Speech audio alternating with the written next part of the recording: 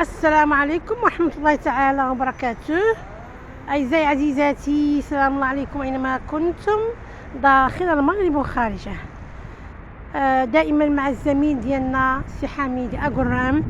جينا لهنايا نشوفوا الجلسة اللي كانت عنده الجلسة السابعة. ايوا وما جاوش الشهود. الآن هو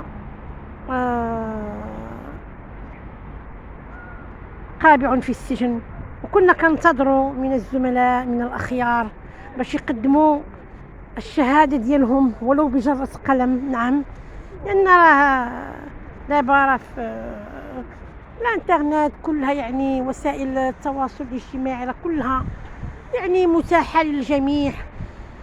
رئاسة النيابة العامة راه كتجاوب الناس.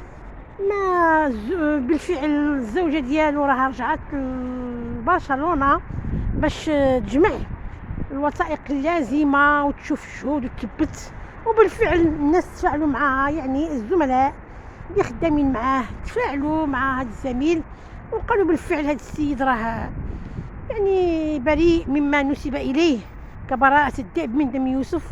لكن كما قلنا سالفا أن القنصل امتنع باش يعطيها هذيك الورقة، لأن هي كانت ظانة أنه سيوقعها، مع أن كان ممكن يعطيها له وقال له ما يوقعهاش.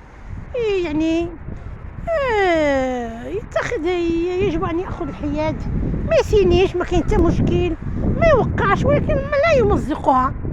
دابا الآن راهما طالبين الشهود، وحنايا الزوجة ديالو راها ماجية جاية مسكينة برشلونة الرباط، وقلت سالفا بأنها ما كتعرفش تحد في الرباط، ما كتعرف تحد، وهاد الناس سادين عليها.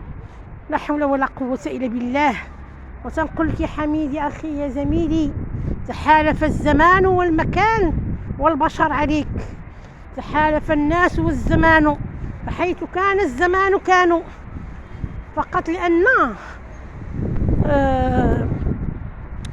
هذا الوضع في الحقيقة صعب جدا، صعب، ونطلب الله سبحانه وتعالى نصرك. نعم نعم، هو صعب شوية، ماشي صعب شوية، صعب بزاف. إنسان اللي عايش في الحرية دائما، و26 سنة عايش في إسبانيا، والآن في السجن بدون، يعني فين هي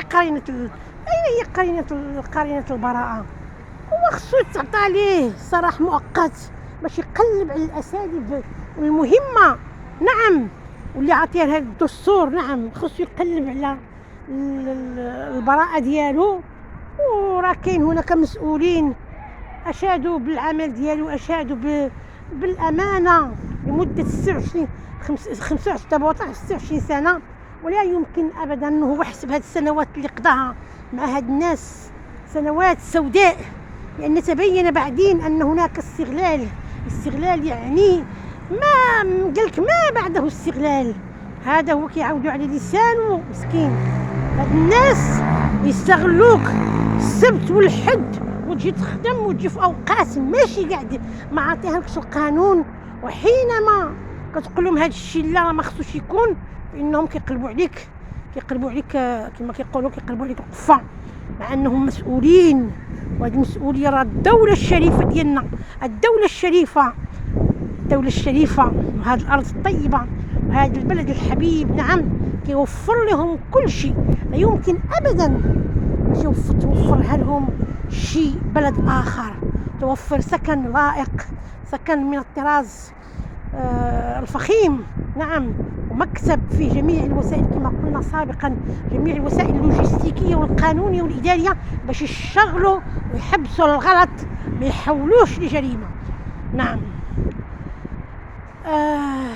دعواتكم، نعم دعواتكم، والدنيا راه ماشية. رحنا في هذا الشهر الفضيل على الأقل ولو بجرة قلم.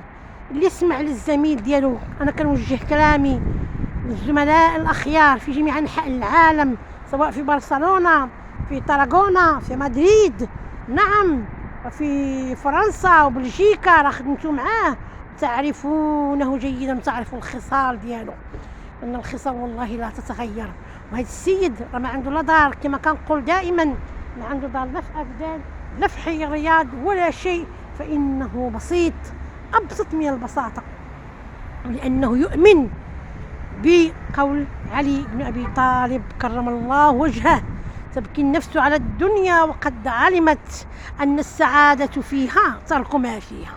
وهذا الشيء لا نقول هكذا، لكن بالبحث العلمي المتقدم واللي المغرب أخذ فيه الريادة. نعم، نريد بحثا دقيقا من الشرطة القضائية الموقرة ومن كذلك الناس اللي كتفهموا في الشرطة العلمية، لكي يتم تفريغ الهواتف التي كانت بينه وبين القنصل العام وبين المحاسب. نعم، أن هذا السيد ماشي يعني غنشكروه ولا هذا الشيء خصنا نديروه، وباش نبينوا بالفعل واش عنده شي حاجة. ما عندوش، عنده الكرامة، نعم عنده الشرف، ولكن ليس من الشرف باش تعرفوا هذا السيد شكون هو وما عنده حتى حاجة، ولم يسرق ولم يأخذ، كان دائما يشتغل تحت إمرة القنصل العام وكذلك كما يسمى هذاك المحاسب، وعارفين كل شيء.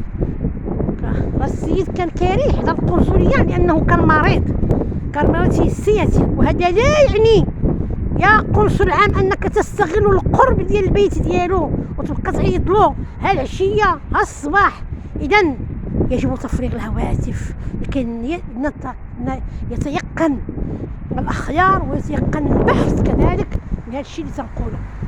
حسبي الله ونعم الوكيل. ولا تنسوا بأن دعوة المظلوم صعيبة ودمعة المظلوم تسري في الليل والناس نيام.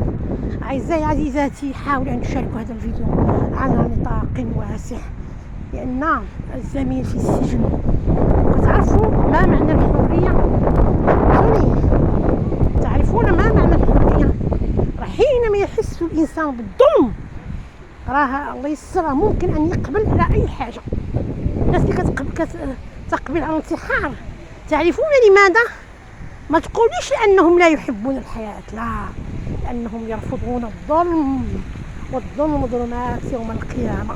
والله سبحانه وتعالى حرم على نفسه الظلم، وكيف نحن بني البشر نقبل على أنفسنا هذا الظلم؟ حسبي الله ونعم الوكيل، حسبي الله ونعم الوكيل. السلام عليكم ورحمة الله تعالى وبركاته.